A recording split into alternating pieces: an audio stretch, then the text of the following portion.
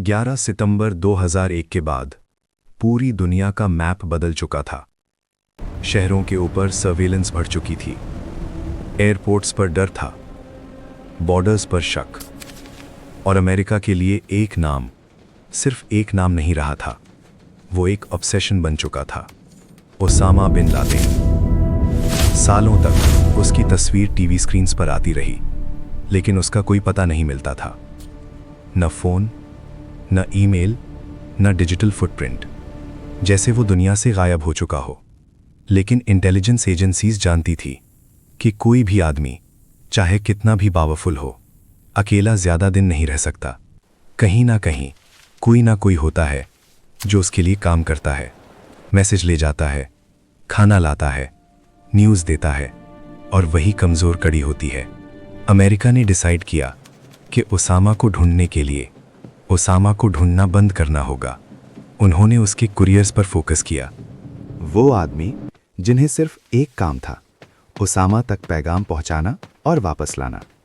इनमें से एक नाम बार बार इंटेलिजेंस रिपोर्ट्स में आ रहा था, अबू अहमद अल कुवैती। ये कोई सेलिब्रिटी टेररिस्ट नहीं था, ना ही मीडिया का फेवरेट, लेकिन CIA को लग रहा था कि अगर कोई ओसामा तक पहुंच सकता है तो वही है। सालों तक ये सिर्फ एक नाम बना रहा, कोई फेस नहीं, कोई फोटो नहीं। फिर धीरे धीरे सिग्नल्स मिलने लगे, कुछ कॉल्स, कुछ इनडायरेक्ट कॉन्टैक्ट्स, कुछ मूवमेंट्स। CIA ने उस आदमी को स्टेप बाय स्टेप फॉलो करना शुरू किया, और एक दिन वो कुरियर पाकिस्तान के एक शहर में एंटर होता है, अबाटाबाद। ये शहर कोई बॉर्डर एरिया नहीं था, ना ही कोई जंगल। ये एक मिलिट्री एकेडमी के पास था, relatively peaceful, relatively normal. Courier एक घर के अंदर जाता है और फिर बाहर निकलता है, बस इतना ही। लेकिन उस घर में कुछ चीज़ें नॉर्मल नहीं थी।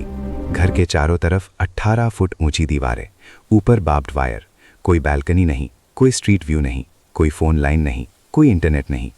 कचरा कभी बाहर नहीं जाता, घर के अंदर ही जला दिया जाता है। और सबसे अजीब बात, घर के ऊपर एक आदमी जो रोज़ कंपाउंड के अंदर चक्कर लगाता रहता है, लेकिन कभी बाहर नहीं निकलता। CIA ने उस आदमी को कोड नेम दिया, द पेसर। वो चलता रहता था, दीवार के साथ, आगे पीछे, रोज, जैसे किसी का इंतजार कर रहा हो या किसी से बच रहा हो। इस पॉइंट पर अमेरिका को स्ट्रॉन्ग डाउट हो चुका था, लेकिन डाउट प्रूफ नहीं होता। अगर गलत निकला तो इंटरनेशनल क्राइसिस हो सकती थी, अगर सही निकला तो हिस्ट्री बन सकती थी। इसलिए जल्दी नहीं की गई। महीनों तक सिर्फ देखा गया, सुना गया, नोट किया गया, सैटेलाइट से, ड्रोन से, ह्यूमन इंटेलिजेंस से, हर चीज़। घर में रहने वाले लोगों की गिनती, उनकी रूटीन, उनका बिहेवियर। कोई भी रेजिडेंट कभी हॉस्पिटल नहीं गया, कभी स्कूल नहीं, कभी मार्केट नहीं, जैसे वो दुनिया से कट ऑफ थे। और फिर CIA ने व्हाइट हाउस को ब्रीफ किया। उन्होंने कहा, हम श्योर नहीं हैं, लेकिन चांसेस बहुत ज़्यादा हैं।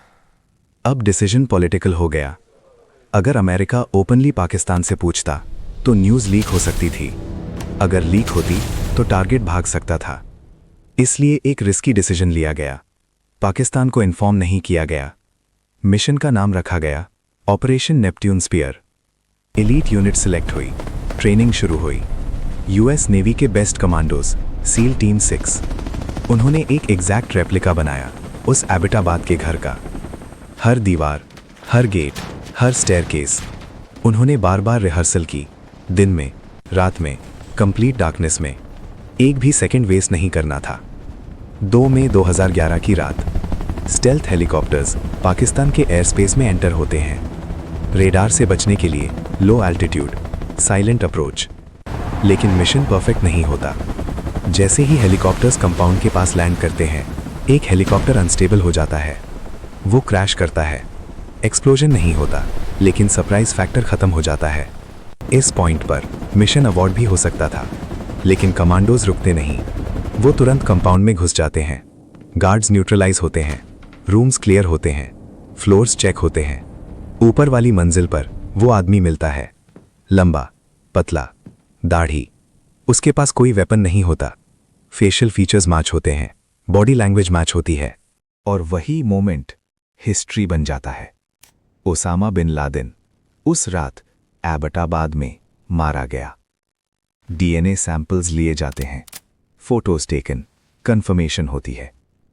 पूरा ऑपरेशन 40 मिनट के अंदर कंप्लीट हो जाता है। हेलीकॉप्टर्स वापस निकल जाते हैं। क्रैश हेलीकॉप्टर को डिस्ट्रॉय कर दिया जाता है।